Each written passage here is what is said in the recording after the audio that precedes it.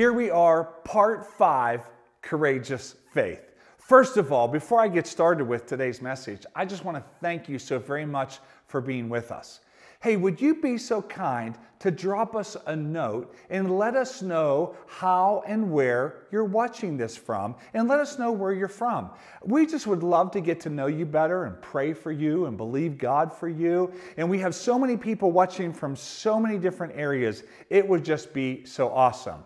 For those of you that are looking for a church, and this is your primary way that you're doing so, want to let you know, you found your church, you found your people, you found your tribe. This is it. Look no further. We have 4 locations in the Pittsburgh area, and one of those has to be close to you if you're in the Pittsburgh area. So please do come to one of our locations, up close, live and personal there, and we're going to get to know you better. So here we are today, right in the middle of a series, our whole summer series on the book of Joshua. In Joshua, it's all about faith, and God is using this book and using this season at Bridge City Church to build our faith. That's right, our faith and our belief in God, because without faith, it's impossible to please God. And just like you, I want to please God, so here we are. So here's the big idea today. Simple big idea for you, straightforward. Here we go here.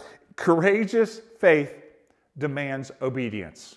That's right, demands obedience. Everything I'm going to communicate to you today has to do with obedience. And if we're going to have courageous faith, because after all, is there any other kind of faith other than courageous faith? We're going to need to have a point of obedience.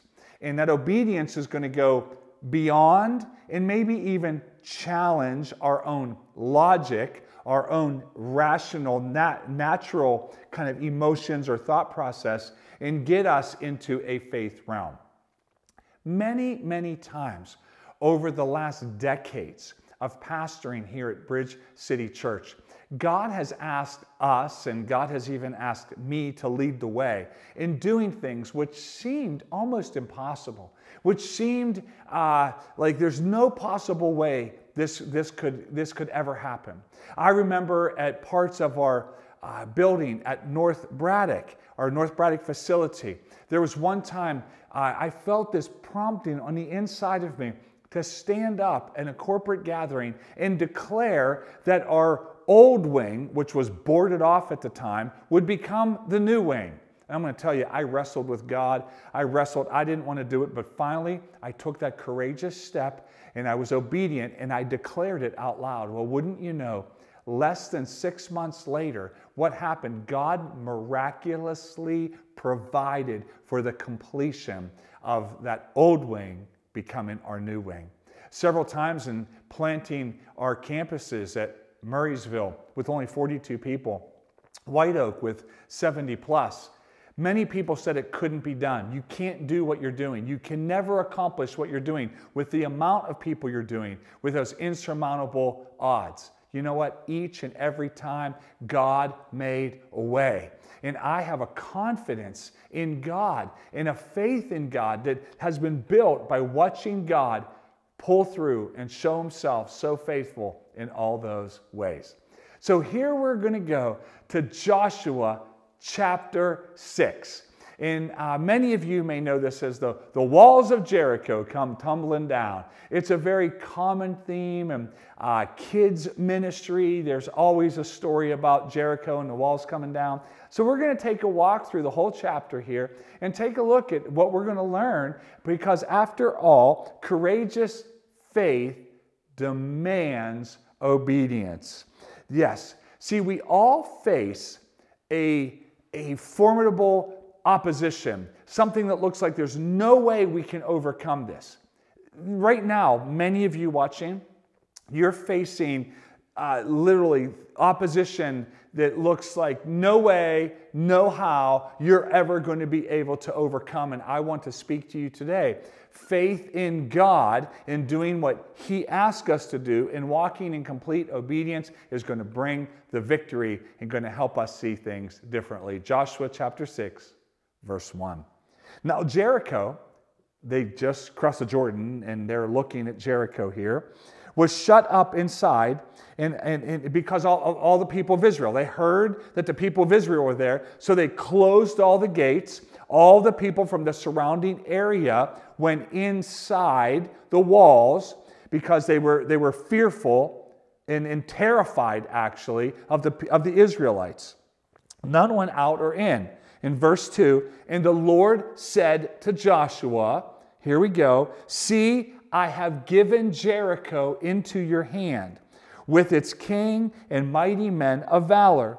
You shall march around the city, all the men of war, going around the city once. This you shall do for 6 days. So first of all, we find this city here, which actually isn't that big. This city, some say it was 7 acres, some 10. So somewhere between 7 and 10 acres it was there. It was the walls were in some place 25, 45 feet high. In most places 40 feet thick. Because we do see that there were, in earlier chapters, in chapter 2, there were homes that were built on the wall itself. So to build a home on a wall, it wouldn't be a typical 3-foot wall. It would have been very, very thick. And in some places, it's been noted that it would have double walls. So that means double-walled city here, high, impenetrable. You're not getting in. It's an opposition that cannot be this simply strategically taken here. This was a Canaanite people, a pagan people, strong. And it was so important. This was a strategic place that God was leading them to attack and attack first here. Now it's interesting that when God speaks to Joshua here, he uses a terminology that's very, very interesting here. God says, I've given you Jericho. The Hebrew terminology here is this. It's as if God's saying, I have already done this. God speaking in past tense, by which Joshua has not even experienced in present tense. It's only in future. That's how we look at when God speaks to us, when we look at His Word, when He gives us clarity and direction. It's as if God says, I've already done this. Isn't it interesting how God speaks to us? This is faith and faith in action. So you can understand that Joshua, now, because God spoke to him, now he needs to go to the elders, he needs to go to the priests, and then the leaders are going to go to the people and communicate this action here. Okay? And again, I mean, first you have the crossing of the Jordan, and then you have the whole circumcision deal. And if you haven't watch that. Go back to last week's message and watch that and that significance here. And Joshua, it's like God keeps giving Joshua these illogical, crazy ideas. And it's all about faith here. So verse 1 and 2, he says, okay, Joshua, this is what you're going to do. You're going to march here. And so verse 4, 7 priests shall bear 7 trumpets of ram's horns before the ark. On the 7th day you shall march around the city 7 times, and the priests shall blow the trumpets. And when they make a long blast with the ram's horns, when you hear the sound of the trumpet, then all the people shall shout with a great shout, and the wall of the city will come down flat, and the people will go up straight ahead of them. Now again, this is like, what? We're going to march around a city and blow trumpets, and the walls are going to come down? Like, Joshua, I don't know where you've been. I don't know what you're thinking, but this is not a good idea here. But what did he do? Joshua immediately, again, the theme in the book of Joshua, God gives Joshua direction, he obeys. Over and over and over again. Courageous faith, it demands obedience, complete obedience, radical obedience, whatever adjective you want to put in there. That's what it requires here. And Joshua went and did it. He tells the priests, he says, take up the Ark of the Covenant, let the priests bear the trumpets, and let's do this deal. Go forward. That's the issue. Go forward. When God says to move, move. Go forward here. March around the city and let the armed men pass on before the ark of the Lord. over and over and over. What we see here is God is going to give them the victory, but it's not going to be with more bows and arrows or nicer chariots or sharper arrows or bigger slingshots to throw things at the walls of Jericho. No, God is going to give them a victory. And God wants to give you a victory. He wants to give me a victory, but it's not going to come in the typical way that we think here. Obedience, go forward. See, immediately Joshua began to put the plans into action.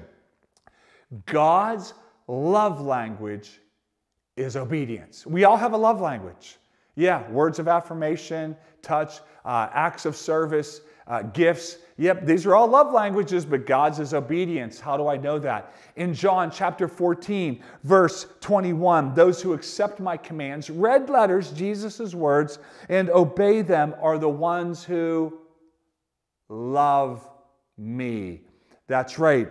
Yeah, and because they love me, the Father will love them. So what demonstrates love for God? Obedience to His commands. And I will love them, and I will reveal myself to them. Oh, I love this verse. Oh, it's one of my favorites. And yes, I have so many. But come on, if we accept His commands and do them, God says, I love you, and I'm going to love you, and you're going to love me, and then I'm going to show myself more of you. That's right. See, a lot of times we're saying, God, prove yourself to me. And God's saying, just take a simple step of obedience and you will see me. That's right. See, sometimes we're passive, we're waiting, and God says, I want you to move forward and I'm going to reveal myself to you. Could it be that God is waiting for us to make a move towards Him, towards us actually obeying what's in His Word, obeying the direction He's given us, and then He's going to show Himself to us? Yeah, what would require more faith? To walk around Jericho and not say anything? Or Joshua convincing the army of this plan? It's all faith. That's right, it is. It's all spiritual and it's all faith here. But Joshua didn't go and start trying to Google how to take a Canaanite city. No, he consulted God. And God, what do you want me to do? How do you want me to do it? And they were to walk around the walls 6 days straight here, okay? And we're going to get to how they did this, and they're going to blow their trumpets at a certain time. All of this has to do with obedience here. Obedience. Now, I want to point out something. God gave Joshua the bigger plan. But as you read the text, it has a connotation that God's people, the ones who Joshua was the leader of, only got the plan day by day. Interesting here. That's right, day by day they were going to get the plan, not all at once. But there were further instructions. In verse 10, Joshua commanded the people, you shall not shout or make your voice heard, neither shall any word go out of your mouth until the day I tell you to shout, then you shall shout. Verse 11, so he caused the ark of the Lord to circle the city, going about it once, and they came into the camp and spent the night into the camp. So Joshua gave one last instruction here. Don't say a word. Yeah, don't say a word. Don't do that. And then take the ark. So here we go. Again, Joshua gave them orders, but it looks like he only gave them day-by-day orders. They did it, went back to their camp. But let's stop for a moment and talk about why did Joshua instruct them to be quiet? I believe he was listening to the instructions of the Lord. I believe it was an act of obedience. But could it be here that he had a memory of what kept God's people from the promises of God was grumbling? That's right, 2 Corinthians 10:10. They grumbled, they complained. Yeah, see, grumbling, and that's like grumble strips. Rumble strips, that's right, rumble strips, grumble strips. When you're going down the road and all of a sudden your car's vibrating, those are grumble strips. No. Remember the grumble strips. Whenever we start hitting them, that's a sign that we need to get back on the road, get back on God's road, on smoother pavement, and not veer off. Grumbling gets us off of God's plan. It gets us onto what we see. You see, they could look and they saw a fortified city all closed up, all secure. But they couldn't be ruled by what they see, because if you look at what you see long enough, you'll begin to make negative confessions. We'll begin to cause negative things to come out of our mouths. God will never. God can't. God won't. All those things. And we got to get that out of our vocabulary. Listen, a faith environment is not a negative environment. Could it be that Joshua remembered 40 years in the desert wandering, all because God's people grumbled and complained and were negative? Negativity kills faith. It kills fear. It goes against it here. Listen, I'm urging you, get negativity far from you. Get it out of your vocabulary. Get it out. Every time you do it, think of those grumble strips that get you back on course here. Now, we can't stop what we see. We can't stop what we hear, but we can stop what comes out of our mouth. I believe God has us in a season as a church, at Bridge City Church, where we're making bold declarations. We're making bold, audacious prayers.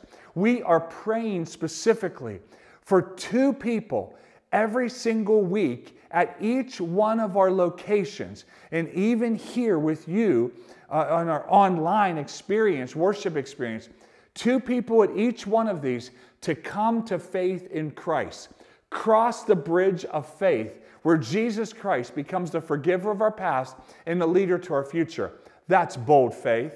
We're believing God that He's growing us, and we're seeing a growth happen at our church. This isn't man's doing. This isn't because we're being more clever or cool. This is a faith declaration that God wants us to see spiritual transformation.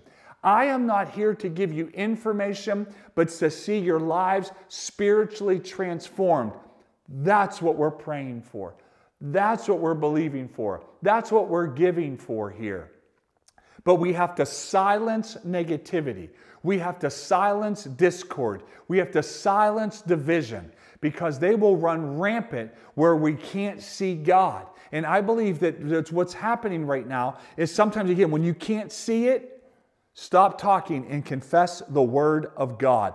I believe that's what Joshua was saying. It's better not to say anything at all than say negative things. So here we go. He says now in verse 11, take the Ark of the Covenant with you. Now it's very odd that the Ark of the Covenant would go into battle. Very, very odd. But I believe it could be God speaking to Joshua so that the Israelites, His people, would understand that if we're going to win the battle, if we're going to be victorious, that the Ark of the Covenant, and I'm going to get this, God's presence, God's covenant, the Ark of the Covenant. What was in there? They carried the Ark. And the Ark was this. It had to do with the law of God, the 10 Commandments. It was mercy. So there's the law, and then there's mercy. We need to carry those in. And then there was reminders of provision. That's right, the covenant of God, the mercy and grace of God, the law of God, and that God provides. I believe that in the New Testament, we see in John chapter 1, verse 14, that Jesus demonstrated truth and grace. And I believe there could be a correlation here that what God's saying, if we're going to go into victory, Jesus is going to go before us. In every battle, Jesus is going before us. Not Jesus, come be with me, but no, Jesus, we're going to go where you go. That's the Ark of the Covenant here. That's why this is so important, that we remember where our victory comes from. It is illogical. It doesn't make sense. It's crazy here. But this is what happened. They went in, so every day the Israelites would get up. Joshua would give them the direction. There were men with swords before and after the Ark of the Covenant with the priest with 7 trumpets. Now, they were quiet, but the trumpets were playing. Now, I just want to pause here and say the importance of worship music. May I suggest to you, if you're having trouble with negativity, if you're having trouble with your faith, turn off the distractions. Turn down the distractions, turn up your devotion, but turn up the worship music. That's right, get worship music on. Get music that builds your faith. I notice a huge difference in my life, even in my drive time, even in my home time, that when I'm listening to positive worship music, building my faith, building the Word of God in me, I am doing so much stronger and so much better than when I don't. I believe that if you're in an opposition time, if you're being challenged right now, if you're having a hard time, do what I do. Turn the music up, but turn the worship music up. That's right. After a hard day, turn up the music. Turn it up. That's what we need to do to get us focused back that the battle is God's. He's going to win. He's going to be victorious. I just know it. So for every day, they would march around the walls of Jericho in a complete obedience. They did as Joshua commanded. And they marched around, then they would go back to their camp.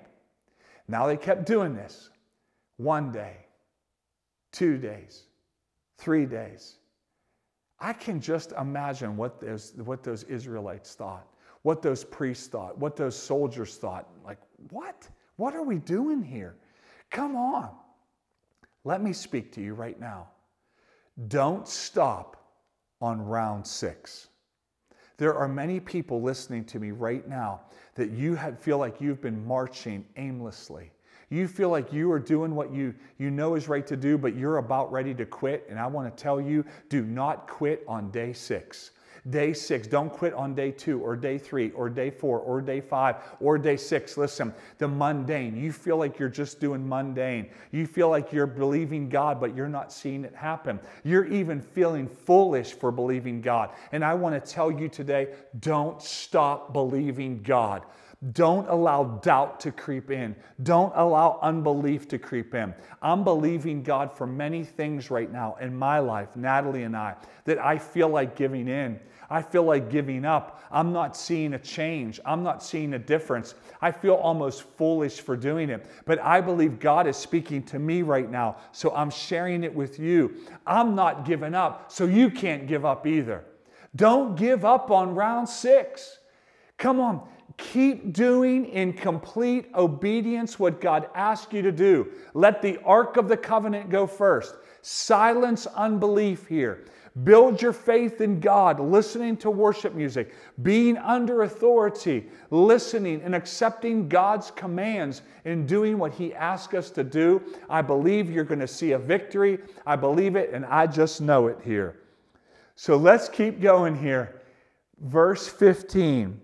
On the 7th day, they arose early at the dawn of the day, and they marched around the city in the same manner, but this time they went 7 times. It was only that day that they did that. Verse 16, and at the 7th time, when the priest had blown the trumpets, Joshua said to the people, "Shout, for the Lord has given you the city." Yeah, all at once there was a shout. The trumpets really did sound this time, all in unison. Unity really is important. Obedience, to be quiet until you're supposed to speak. Shouting when we're supposed to shout. All of this screams of obedience. Courageous faith demands radical, complete, demanding obedience. That's what it is all about here. This is so important here. Wow. And so when they did this, the walls came tumbling down. Though that's right. And I'm going to go to verse 20, but then I'm going to come back to earlier verses here. In verse 20, what we see here, so the people shouted, and the trumpets were blown, and as soon as the people heard the sound of the trumpet, the people shouted a great shout, and the wall fell down flat. So the people went up into the city, every man straight in front of him, and they captured the city. They did exactly what God asked them to do. God gave them the victory. God has a victory for you. He has a victory for me, but we're going to have to follow the courageous faith examples we have. You have walls in your life right now. I have big walls, fortified walls, thick walls, and I feel like the enemy's mocking me right now in many ways. Why do you believe that? Why are you trusting? I am going to continue to trust God for my family, for my finances, for my church, for people who are far from God, that people are going to grow and people are going to learn the goodness of God and His faithfulness. This is what my faith is going to do. And I believe God says He's going to do a great deal. So the walls fell and they ran straight forward right in front of them. God gave them the victory. I want to go back and cover a couple verses that I didn't cover here. Because right before this big deal happened here, what happened was God gave Joshua another instruction that they had to be obedient to. Courageous faith demands obedience here. So let's go back and let's look at verse 18, right before this happened. But you yourselves keep yourselves from the things devoted to destruction, lest when you have devoted them, you take away any of the devoted things and make the camp of Israel a thing of destruction. Verse 19. But all the silver and gold and every vessel of bronze and iron are holy to the Lord. They go into the treasury of the Lord. Now, I want to point out something here. This was the first victory after the Jordan River that they were going to see, a very significant victory in the life of the Israelites. So as they were going into this victory, I believe it's significant that God spoke to Joshua, that spoke to the leaders, which spoke to the people. Do not take any of those things for yourselves. Even the things that are treasured, do not take them for yourself, but use them for God. This is why. It's called first fruits. The first fruits belong to God. It's why we take the first of everything we have and we use it for God. Proverbs chapter 3. Honor the Lord with your wealth and with the first fruits of your produce. Over and over in the Bible, it speaks of first. What do we do first? What do we do with the first of our day? Spend time with Jesus. What do we do with the first of our week? Go to church, worship together. What do we do with the first of the year? We offer it to God. Our first of everything. What does Natalie and I do with the first of our paycheck? We give it to God. We give God the first fruits of it. Why? It all belongs to God, but we want to honor Him. It belongs to Him. It's not giving. We're just returning to God what already is His. We see this principle even as the walls of Jericho came tumbling down. We see this here. When we give God our first and best, the rest will be blessed. That's right. That's why we give God our first. We give God our best, and we watch God bless all the rest. We wonder why we have destruction on our finances and our wealth and our day at times and our weeks at times because we're not giving God our first and best. I am challenged, and I want to encourage you with my challenge that let's give God our first. Let's give God our best. My day goes better when I give God the first of it. My week goes better when I worship together with God's people. It doesn't mean my problems go away. Doesn't mean I don't have challenges. Oh, I got those in plethora. But yeah, there's big fortified walls in my life. But I'm telling you, God gives me the victory when I give him my first and my best. And if we want to see victory, we're going to need to give God, remember him in the victory. So Israel was instructed that those things belong to God, just like what you and I own. If they're not really ours, we're just steward. I'm going to give to God and honor him. So what were the things that marked their victory? Let me review them right now. Faith. It was a faith victory. And if you and we're going to see victory here at Bridge City Church, it's going to require faith, audacious faith, big, bold faith. Joshua and Israel had to believe the battle plan and believe the illogical battle plan was better than their own. Obedience, that's right. Joshua and Israel followed the plan precisely. I'm letting you know right now there's a plan God has for your life. There's a plan God has for all of us. In my personal life and being involved in God's plan in his church, that's part of his plan, to live in obedience together in community.